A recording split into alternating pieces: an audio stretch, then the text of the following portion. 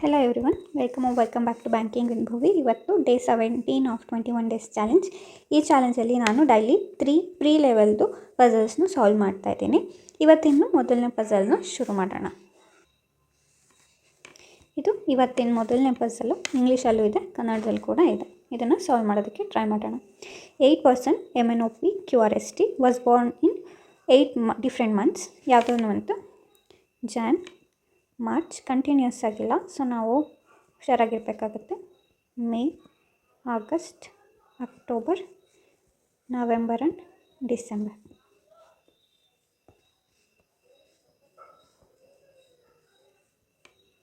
Thirty 31 ಡೇಸ್ದು mark ಮಾಡ್ಕೊಳ್ಳೋಣ. Okay, 2 even number ಡೇಸ್ದು ಇದೆ. No consecutive alphabetically named person who born consecutive month. ಅಂದರೆ ಇವಾಗ ಎಮ್ 1 ಮಂತಲ್ಲಿ ಇದೆ ಅಂದರೆ ಅದರ ನೆಕ್ಸ್ಟ್ ಮಂತಲ್ಲಿ ಎನ್ ನಾವು ಪ್ಲೇಸ್ ಮಾಡೋ ಹಾಗೆ ಇಲ್ಲ. ಡೇಟಾ ನೋಡ್ಕೊಳ್ಳೋಣ. Only 2 person who born between R and O. R ಮತ್ತು ಓ ಮಧ್ಯೆ ಇಬ್ಬರು ಇದ್ದಾರೆ. R was born in a month having a even number days. Even number ಯಾವುದಿದೆ? ಒಂದು ಏಪ್ರಿಲ್ ಇದೆ, ಇನ್ನೊಂದು ನವೆಂಬರ್ ಇದೆ. R and O. Okay, the number of person born before ಆರ್ಗಿಂತ ಮೇಲೆ ಇರೋದು one less than number of person born after S.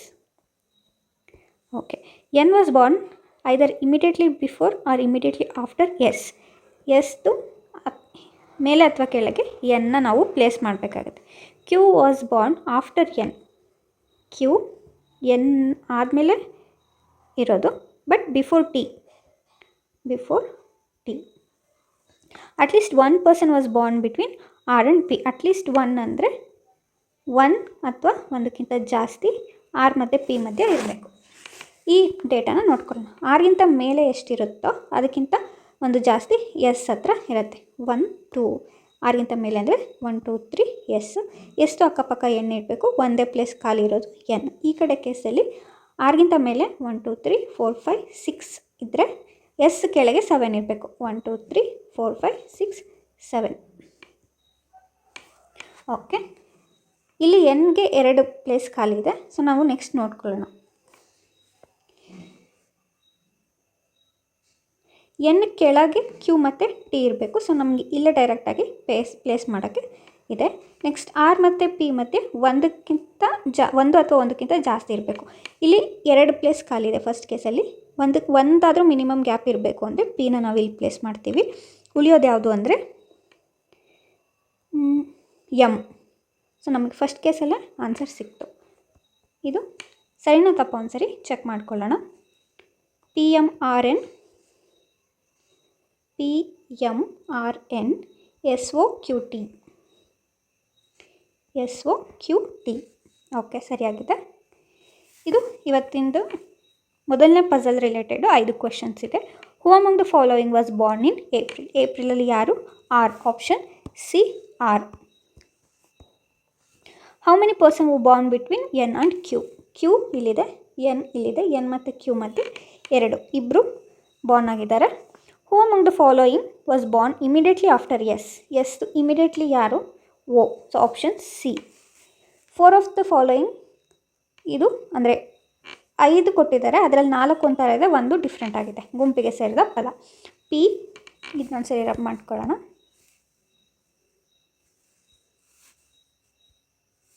P ಇದೆ, M ಇದೆ, R, S and O.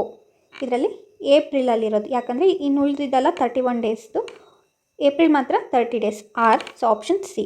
Which of the following statement is definitely true? T was born in March. No, ತಪ್ಪು. T was born in November. ಇದು ಕೂಡ ತಪ್ಪಾಗುತ್ತೆ. 3 person were born between R and O. O ಮತ್ತು R ಮಧ್ಯೆ ಇಬ್ಬರಿದ್ದಾರೆ actually. ಇದು ಕೂಡ ತಪ್ಪಾಗುತ್ತೆ. Q was born in November. So option D will be the right answer. ಇದು ಆ್ಯಕ್ಚುಲಿ ಇದು ಆರ್ ಬಿ ಅಲ್ಲ, IBPS PO ಲೆವೆಲ್ ಅಥವಾ RRB PO ಲೆವೆಲ್ದು. ಇದು ಇವತ್ತಿಂದು 2ನೇ ಪಜಲ್ ಆಗಿರುತ್ತೆ. ಇಂಗ್ಲೀಷಲ್ಲೂ ಇದೆ, ಕನ್ನಡದಲ್ಲಿ ಕೂಡ ಇದೆ. 9% BDF HJL OQT are attend the meeting on 3 different dates of 5 5th, 24th, 29th of 3 different months, January, April and July. January 1, 2, 3, April 1, 2, 3, next July 1, 2, 3.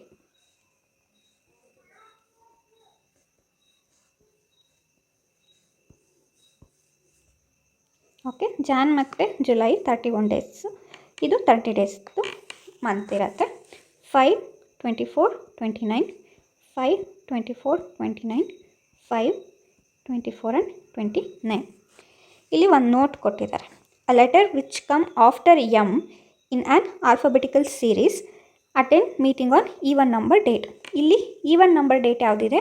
5, 24, 29 24 ಒಂದೇ even number, 24 even number. ಆ ಡೇಟ್ಗಳಲ್ಲಿ M ಆದಮೇಲೆ, ಇವಾಗ A B C ಡಿಯಲ್ಲಿ M ನಂತರ ಯಾವುದ್ಯಾವುದು letter ಬರುತ್ತೆ, ಆ ಥರ ಲೆಟರ್ ಯಾವುದಿದೆ ಅಂದರೆ O Q T. O Q T even number ಇರೋವಂಥ ಡೇಟ್ಗಳಲ್ಲಿ ನಾವು ಅದನ್ನು ಪ್ಲೇಸ್ ಮಾಡಬೇಕಾಗತ್ತೆ. So at least 2 person attend the meeting before Q. At least 2 person ಅಂದರೆ ಕ್ಯೂ ನಮಗೆ ಒಂದು ಏಪ್ರಿಲಲ್ಲಿ ಸಿಗುತ್ತೆ, ಇನ್ನೊಂದು ಜುಲೈಯಲ್ಲಿ ಸಿಗತ್ತೆ. 1, 2. Okay. Only 3 person attend between Q and H. Q ಮತ್ತು ಹೆಚ್ ಮಧ್ಯೆ 3 ಜನ. ಸೆಕೆಂಡ್ ಕೇಸಲ್ಲಿ ನಮಗೆ ಡೈರೆಕ್ಟಾಗಿ ಸಿಗುತ್ತೆ. ಫಸ್ಟ್ ಕೇಸಲ್ಲಿ ನೋಡ್ಕೊಳ್ಳೋಣ. ಜೆ ಅಟೆಂಡ್ 3 ಮಂತ್ಸ್ ಆಫ್ಟರ್ ಹೆಚ್. ಜೆ 3 ಮಂತ್ಸ್ ಇದೆ. ಸೊ ನಾವಿಲ್ಲಿ ಹುಷಾರಾಗಿರಬೇಕು. ಮಂತ್ಸ್ ಕೊಟ್ಟಿರೋದು ಜಾನ್ ತೊಗೊಂಡ್ರೆ ಜಾನ್ ಆದಮೇಲೆ Feb, March, April. 3 months after ಅಂದರೆ ಜಾನಲ್ಲಿದ್ದರೆ ಏಪ್ರಿಲಲ್ಲಿ ಆಗುತ್ತೆ, ಇನ್ನೊಂದು ಏಪ್ರಿಲಲ್ಲಿದ್ದರೆ ಮೇ, ಜೂನ್, ಜುಲೈ. ಸೊ ಈ ಮೂರೂ 2 ಮಂತು ಗ್ಯಾಪಲ್ಲಿ ಇದೆ. ಸೊ ಇವಾಗ ಆ್ಯಂಡ್ ಸೇಮ್ ಡೇಟ್ ಅಂತ ಸಹ ಕೊಟ್ಟಿದ್ದಾರೆ. ನಾವು ಫಸ್ಟ್ ಕೇಸಲ್ಲಿ ಹೆಚ್ಚಿನ 3 ಗ್ಯಾಪ್ ಬಿಟ್ಟು ಕೆಳಗೇನಾದ್ರು ತೊಗೊಂಡ್ರೆ ಜುಲೈ ನೆಕ್ಸ್ಟ್ ಮಂತ್ ನಮ್ಮ ಹತ್ರ ಇಲ್ಲ. ಸೊ ಹಾಗಾಗಿ 1, 2, 3 ಹೆಚ್ ಇಲ್ಲಿ ತೊಗೊಂಡ್ರೆ ನೆಕ್ಸ್ಟ್ ಏಪ್ರಿಲ್ ಮಂತ್ 5th ಡೇಟಲ್ಲಿ ಜೇನ ಪ್ಲೇಸ್ ಮಾಡಬೇಕಾಗುತ್ತೆ. ಇನ್ನು ಸೆಕೆಂಡ್ ಕೇಸಲ್ಲಿ ಹೆಚ್ ಆಲ್ರೆಡಿ ಏಪ್ರಿಲ್ 5th ಇದೆ. ಸೊ ನಾವು ಜುಲೈ 5th ಜೆ ಅನ್ನು ಪ್ಲೇಸ್ ಮಾಡ್ತೀವಿ. D attend the meeting in the month having even number days. Even number days ಯಾವುದು? ಏಪ್ರಿಲಲ್ಲಿರೋದು. 2ರಲ್ಲೂ ಒಂದೇ ಜಾಗ ಖಾಲಿ ಇರೋದು. ಇಲ್ಲಿ ಯಾಕೆ ನಾವು ಪ್ಲೇಸ್ ಮಾಡಲ್ಲ ಅಂದರೆ ಇಲ್ಲಿಗೆ ಆಲ್ರೆಡಿ ಓ ಅಥವಾ ಟಿ 2ರಲ್ಲೊಂದು ಬರುತ್ತೆ. ಸೊ ನಾವು ಡಿನ ಇಲ್ಲೇ ಪ್ಲೇಸ್ ಮಾಡ್ತೀವಿ. Okay. As many person attend between D and T. D ಮತ್ತು ಟಿ ಮಧ್ಯೆ ಇರೋಷ್ಟೇ ಜನ ಓ ಮತ್ತು ಬಿ ಮಧ್ಯೆ ಇರ್ತಾರೆ. ಇಲ್ಲೇನಂದರೆ ಟಿ ಮತ್ತು ಓ 24th ಡೇಟಲ್ಲೇ ಪ್ಲೇಸ್ ಮಾಡಬೇಕು. Next F attend after L. ಇದೊಂದು ಸ್ವಲ್ಪ ರಬ್ ಮಾಡ್ಕೊಳ್ಳೋಣ. F attend after L. More than 3 person attend between them. More than 3 ಅಂದರೆ 4 ಅಥವಾ 4ಗಿಂತ ಜಾಸ್ತಿ. Both F and B attend the meeting on same day. Okay, same day ಅಂದರೆ ಇಲ್ಲಿ first ಕೇಸಲ್ಲಿ ಏನಂದರೆ 29th ಖಾಲಿ ಇರೋದು. ಸೆಕೆಂಡ್ ಕೇಸಲ್ಲೂ ಕೂಡ 29th ನಾವು ಪ್ಲೇಸ್ ಮಾಡ್ಕೋಬೇಕಾಗುತ್ತೆ. ಎಫ್ ಬಿ 29th ಬರೋದು. ಸೊ ಟಿ ಮತ್ತು ಓನ ಎಲ್ಲಿ ಪ್ಲೇಸ್ ಮಾಡಬೇಕು ಅಂತ ನೋಡ್ಕೊಳ್ಳೋಣ. ಟಿನ ನಾವು ಫಸ್ಟ್ ಕೇಸಲ್ಲಿ ಟಿ ಇಲ್ಲಿ ಪ್ಲೇಸ್ ಮಾಡಿದರೆ ಡಿ ಮತ್ತು ಟಿ ಮಧ್ಯೆ ಒಂದು ಗ್ಯಾಪ್ ಇರಬೇಕು. ಓನ ನಾವು ಇಲ್ಲಿ ಪ್ಲೇಸ್ ಮಾಡಬೇಕಾಗತ್ತೆ. ಆವಾಗ ಬಿಗೆ ಜಾಗ ಇರೋದಿಲ್ಲ. ಸೊ ಇನ್ ಕೇಸ್ ನಾವು ಟಿನ 24th ಪ್ಲೇಸ್ ಮಾಡ್ಕೋಬೇಕಂದ್ರೆ 1, 2, 3 ಗ್ಯಾಪ್ ಆಗುತ್ತೆ. ಆವಾಗ ನಾವು ಓ ಇಲ್ಲಿ ಇಟ್ಕೊಂಡ್ರೆ 1, 2, 3 ಬಿಗೆ ಜಾಗ ಇಲ್ಲ. ಸೊ 2 ಥರ ಟ್ರೈ ಮಾಡಿದಾಗೂ ಈ ಕೇಸ್ ಕ್ಯಾನ್ಸಲ್ ಆಗುತ್ತೆ. ಸೊ ಒಂದು ನಮಗೆ ಇಮಿಡಿಯೇಟ್ ಜಾಗ ಇದೆ ಇಲ್ಲಿ, ಡಿ ಇಮಿಡಿಯೇಟ್. ಸೊ ಟಿನ ನಾವಿಲ್ಲಿ ತೊಗೋತೀವಿ. ಬಿ ಆಲ್ರೆಡಿ 29th ಇರಬೇಕು ಅಂತ ಗೊತ್ತಾಗಿದೆ. ನಾವು ಓನ 24th ತೊಗೊಂಡ್ರೆ ಬಿನ ಇಲ್ಲಿ ಪ್ಲೇಸ್ ಮಾಡ್ಕೋತೀವಿ. ನೆಕ್ಸ್ಟು ಬಿ ಮತ್ತು ಎಫ್ ಒಂದೇ ಡೇಟಲ್ಲಿ ಇರಬೇಕು. 29th ಖಾಲಿ ಇರೋದು. ಸೊ ಎಫ್ ಇಲ್ಲಿ ಬರುತ್ತೆ. ಎಫ್ಗಿಂತ ಮೇಲೆ ಎಲ್ಲಿರಬೇಕು? ಮೋರ್ ದ್ಯಾನ್ 3 ಅಂದರೆ 4 ಅಥವಾ 4ಗಿಂತ ಜಾಸ್ತಿ ಇರಬೇಕು. ಇಲ್ಲಿ ನಮಗೆ ಜಾಸ್ತಿನೇ ಗ್ಯಾಪ್ ಕಾಣಿಸ್ತಾ ಇದೆ. ಇದು ನಮ್ಮದು ಫೈನಲ್ ಅರೇಂಜ್ಮೆಂಟ್ ಆಗುತ್ತೆ. ಸರಿ ಇದೆಯಾ ತಪ್ಪಿದೆಯಾ ಒಂದ್ಸರಿ ನೋಡ್ಕೊಳ್ಳೋಣ. ಓಕೆ,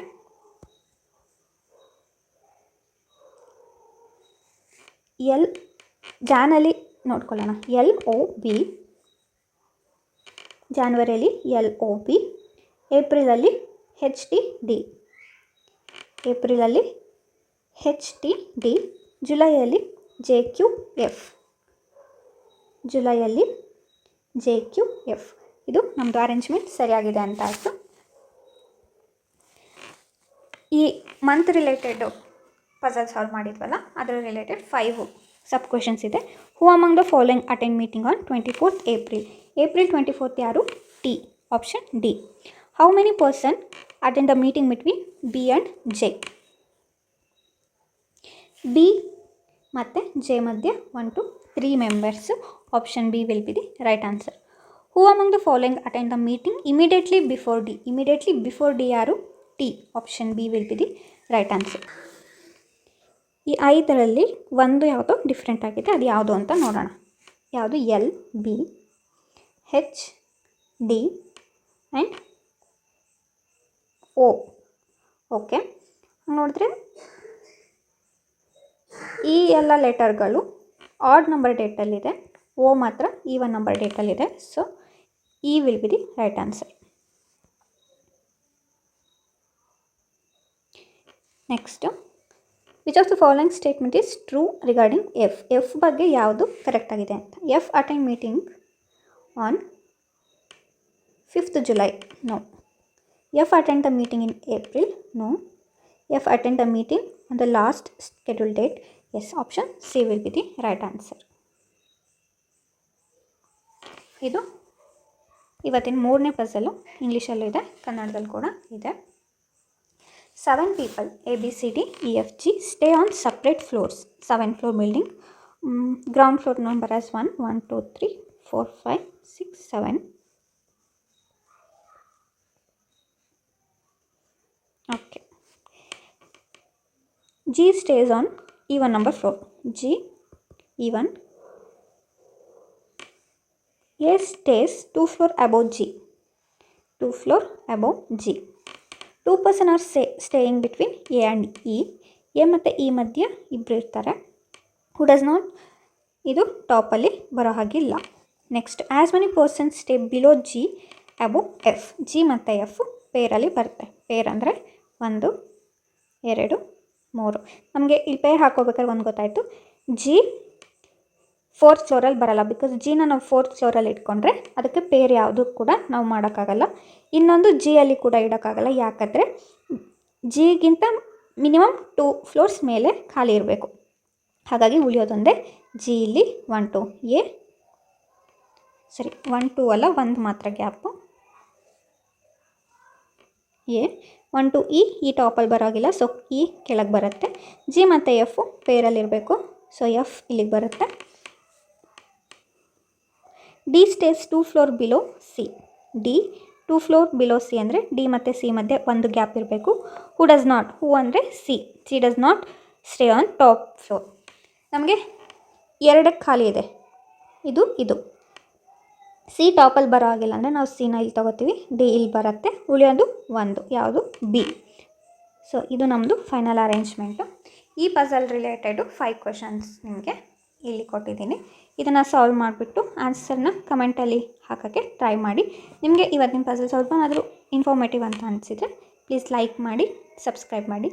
ಈ ವಿಡಿಯೋದು PDF ನಿಮಗೆ ನಂದು ಟೆಲಿಗ್ರಾಮ್ ಚಾನಲಲ್ಲಿ ಸಿಗುತ್ತೆ. ಟೆಲಿಗ್ರಾಮ್ ಚಾನಲ್ ಲಿಂಕ್ ಪಿನ್ ಕಮೆಂಟಲ್ಲಿರುತ್ತೆ. ಆ್ಯಂಡ್ ನಾಳೆ ಈ PDF ನಿಮಗೆ ಸಿಗುತ್ತೆ. And thank you for watching. Bye, happy learning.